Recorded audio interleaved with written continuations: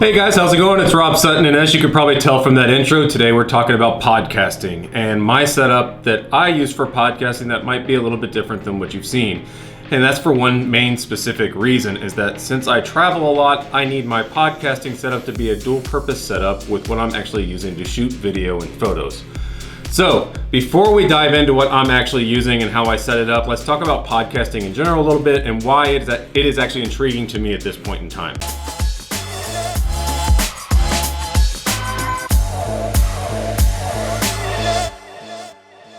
For those of you that don't know me, I started creating content back in 07-08 with bike198.com, which was a bike review site.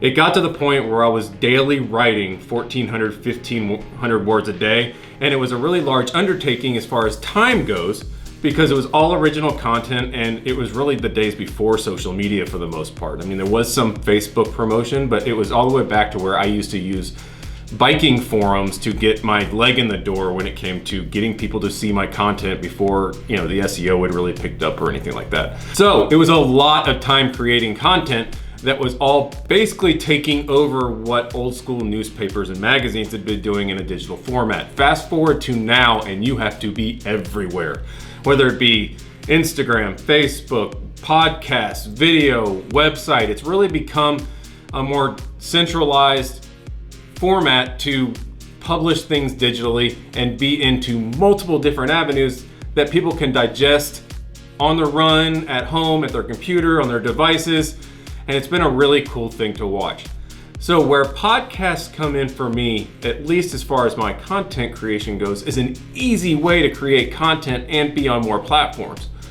So back when the Bike 198 days, I'd have to sit there and write for hours and hours and hours. And then if I did some kind of audio interview or something like that I actually wanted to have transcribed, it was really expensive and you had to hire someone to do it.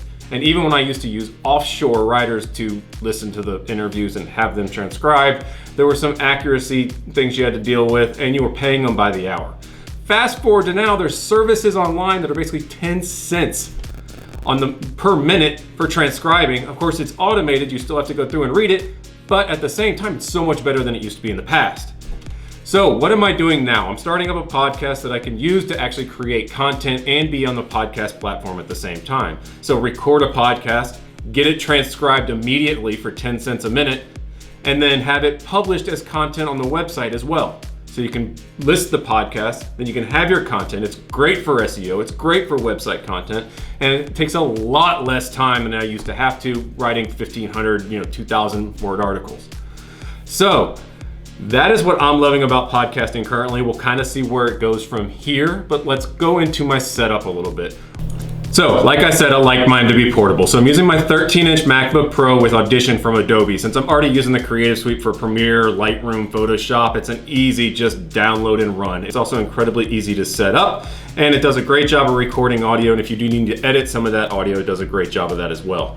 Now, since the 13-inch MacBook Pro only has USB-C connections, you have to do a couple little dongle things here to actually get to a microphone port that works.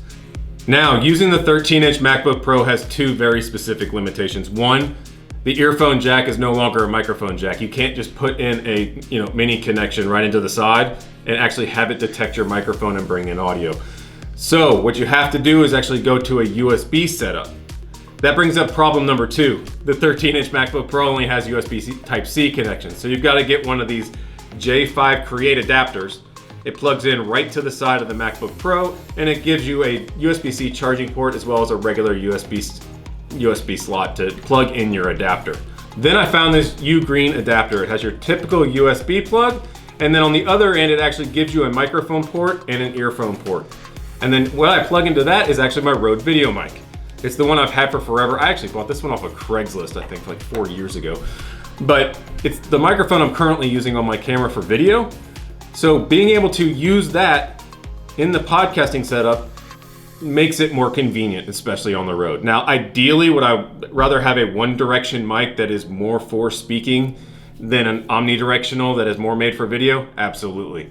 However, I don't want to carry multiple things around with me. So I'm trying to make use of what I have without having to add more to what I have to, put in a bag and take with me. And to make it stand like a mic that's easier to talk to, I put it on this little fixed Manfrotto tripod, and it sits there right in front of me. Great for the setup. I'm already carrying this for my video and photo use, so again, I don't have to carry anything else.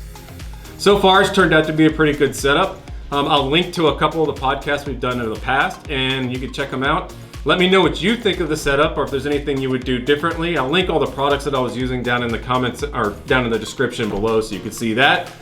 And like I said, we'll just be doing more of these, so check out the links for the podcast below as well. Thanks guys for your time, thanks for watching, and we'll see you on the next one.